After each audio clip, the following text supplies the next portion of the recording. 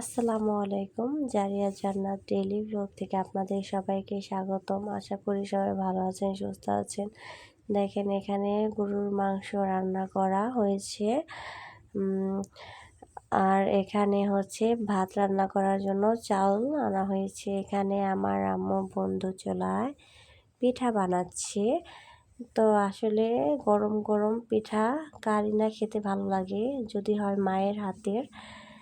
তো এখানে দেখেন আমি বসে বসে মায়ের সাথে পিঠা বানানো শিখছি।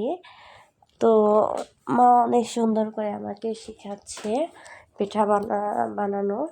তো আমি কখনো বানাইনি পিঠা, এই ধরনের পিঠা অন্য পিঠা বানানো হয়েছে, তো এই জাতীয় পিঠা বানানো হয়নি কখনোই। তো দেখেন মা এখন উঠাচ্ছে পিঠা।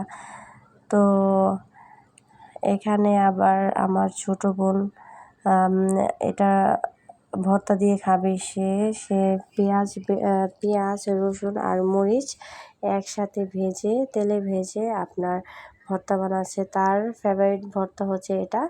আর দেখেন আমি এখানে বাদাম ভর্তা বানিয়েছি। তো সবাই ভালো থাকবেন, সুস্থ থাকবেন। আল্লাহ হাফেজ।